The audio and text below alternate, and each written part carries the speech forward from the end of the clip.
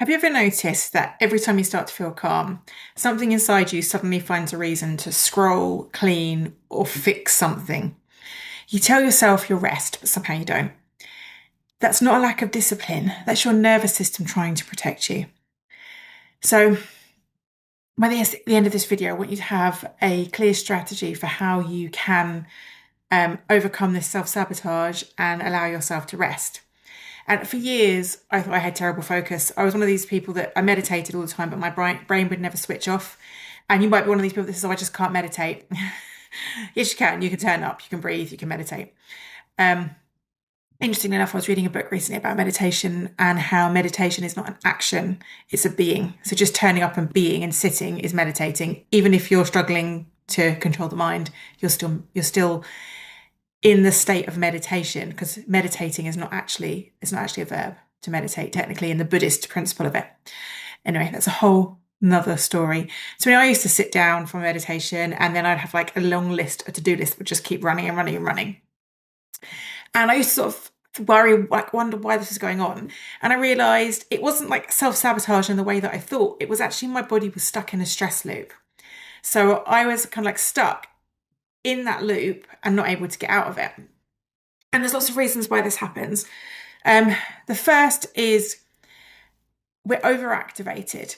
So if we've been through so much stress and we're experiencing a lot of stress in our lives, we're still in that fight or flight. So we're still activated. So when we stop and we try and calm down, or we try and sit and do something quietly, we actually can't access that calm state because we're too hyper aroused.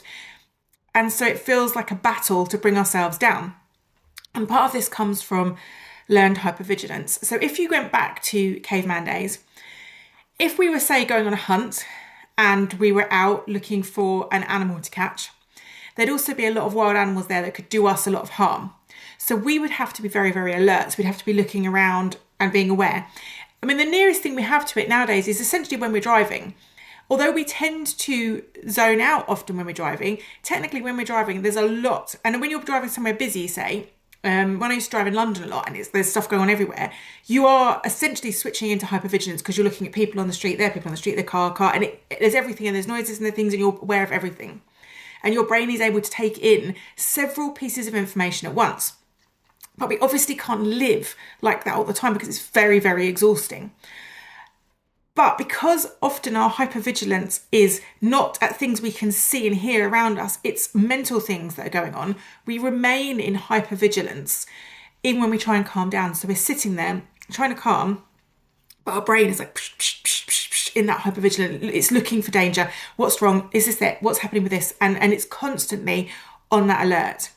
And another thing that can trigger it is actually with our nervous system reaction. So we're so this is if you're stuck in the fight or flight mode. But if you're not actually stuck in the fight or flight, but you're used to your response being freeze or fawn, then calm can feel very threatening, because calm can mean either you're going into a freeze state and you're blocking everything out and you're going to become numb and not able to move forward. Or you may be going into the fawn state where you're then going to start people pleasing and being what you think other people want you to be in order to feel safe. And both of those type of things can feel very threatening. And so your body can misinterpret maybe sitting and doing something calm with actual the freeze response or the fawn response. And so you actually then trigger the fight or flight because the fear comes in that you're actually going into that state. And so you're not actually fighting yourself, you're fighting against your old survival pattern. So sometimes, like when we're looking at regulating our nervous system, we instantly go to, oh, well, let's just do a bit of deep breathing, or let's sit and meditate. But what if those things are not actually going to allow you to access a calm state? And that's perfectly normal and perfectly okay if that happens for you. So you might have to say, well, okay, what can I do to access a calm state? So sometimes for me, and it doesn't happen all the time, but I'll get into a frame of mind or a nervous system state where if I try and sit and meditate or breathe, I find it really, like, it gets in here and it feels really stressful and really uncomfortable.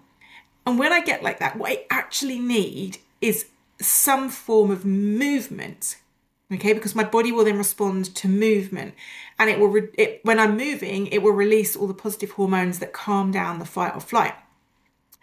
And so I might go for a run, or I might just go for a brisk walk.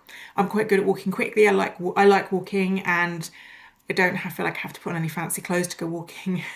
With running, I think I have to put my running gear on, and then I think I can't bother to get changed, because it's another thing on the list. With walking, I can just literally put my shoes on, out the door, go for a walk, and it's really, really easy to do.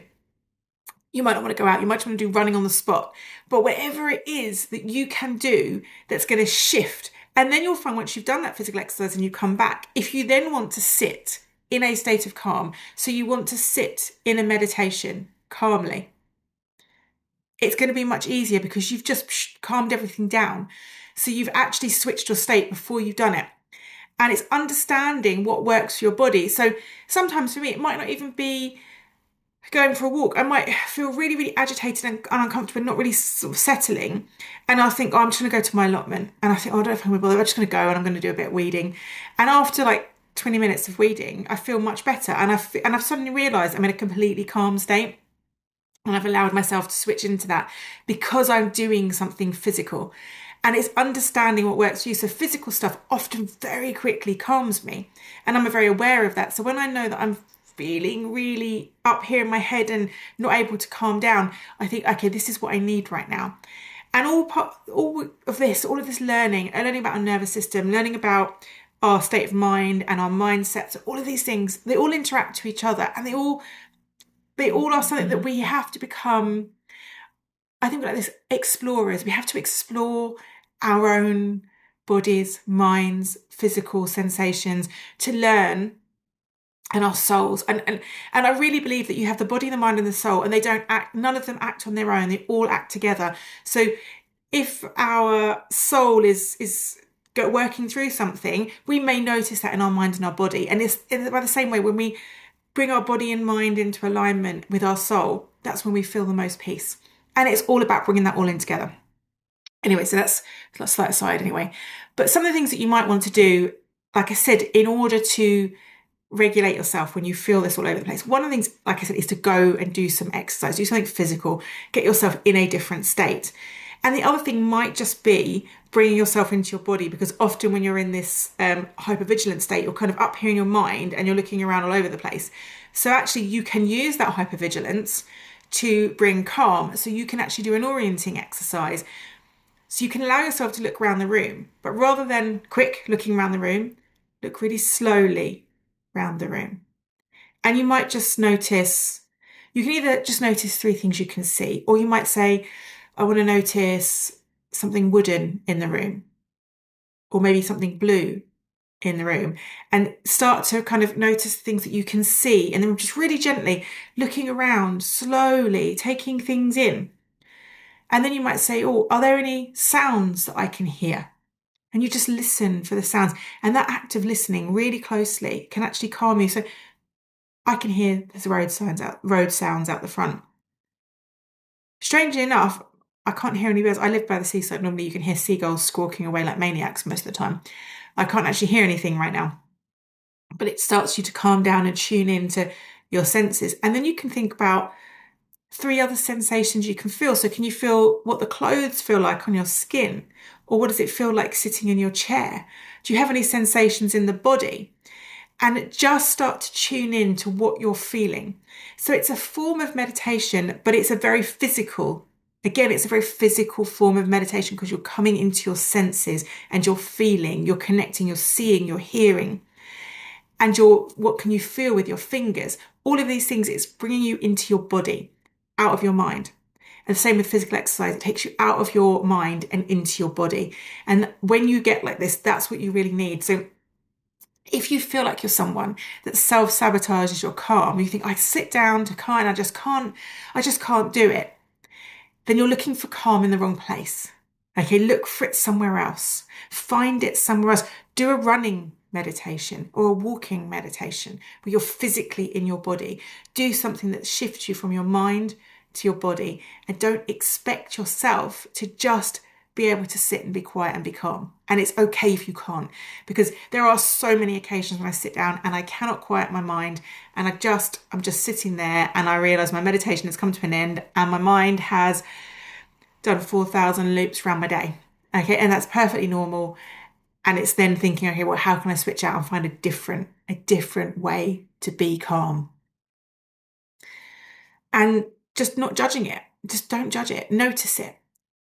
And notice that when you're in that state, a part of you doesn't feel safe to stop and to be calm right then. And noticing that is half the battle. That's when your healing starts, because then you can find a way in which you can bring that calm to yourself. So hopefully you've enjoyed this video, you've got value out of it. If you have, remember to like and subscribe to my channel so you can get more of my tips, advice, life lessons, whatever you want to call them, things that I'm experiencing. And if you want to connect more, I have dropped the link below to my free group on School, the Sacred Pause, and you can come and join me and see where we go.